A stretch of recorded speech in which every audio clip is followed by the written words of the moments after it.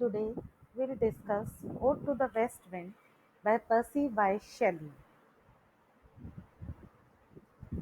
Percy Bysshe Shelley was one of the major English Romantic poets, widely regarded as one of the greatest lyric and philosophical poets in the English language.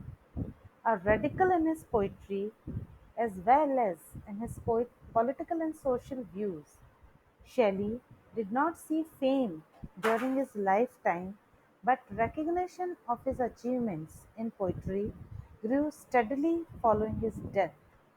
Shelley is best known for his classic poems such as Ozymandias, Ode to the West Wind, To a Skylark, Music, When Soft Voices Die, The Cloud, and The Mask of Anarchy.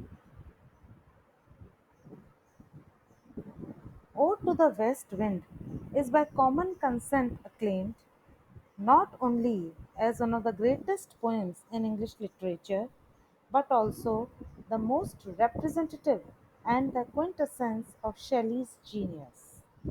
It was written in the autumn of 1819 in the forest of Arno near Florence, Italy.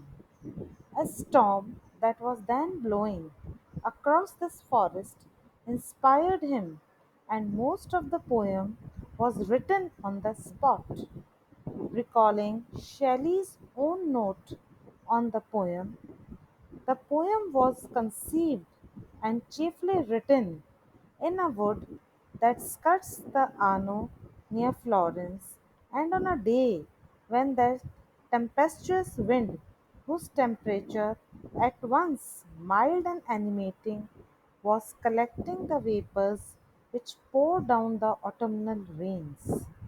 They began as I foresaw at the sunset, with a violent tempest of hail and rain, attended by that magnificent thunder and lightning peculiar to the alpine regions. Ode to the West Wind is a great poem because of its magnificent theme and matchless sweep, its spontaneity and impetuosity, poetic beauty, and lyrical quality. It is charged with speed, force, and energy, like the tempestuous wind itself. The powerful movement of the verse carries on its stream image after image, which is thrown up in rapid succession.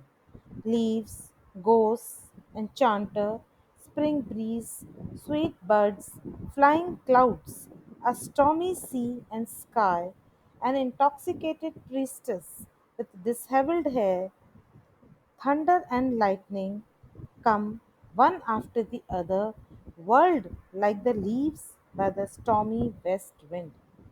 They do not so much express the details of an outside world as the emotions roused in the poet's mind by his contemplation of the wild morning wind.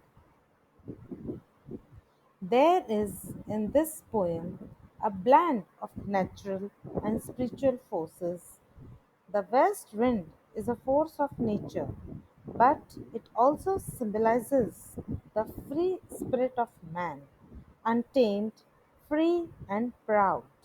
It also symbolizes the inspiration of the poet and becomes the message of the prophet.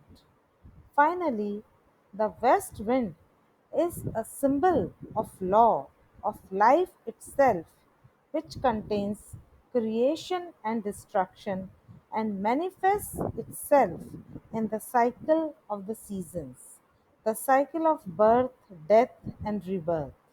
In this poem, Shelley's great passion for the regeneration of mankind and rebirth of a new world finds a fitting symbol in the west wind, which destroys and preserves, sweeps away the old and useless ideas, and fosters fresh and new ones. It is also regarded as a masterpiece of lyric art.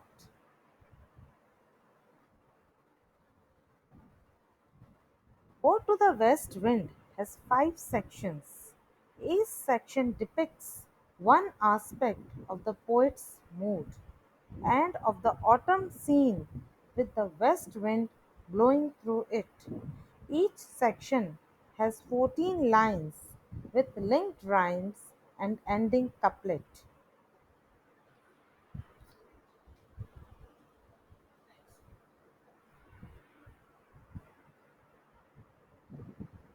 Thank you.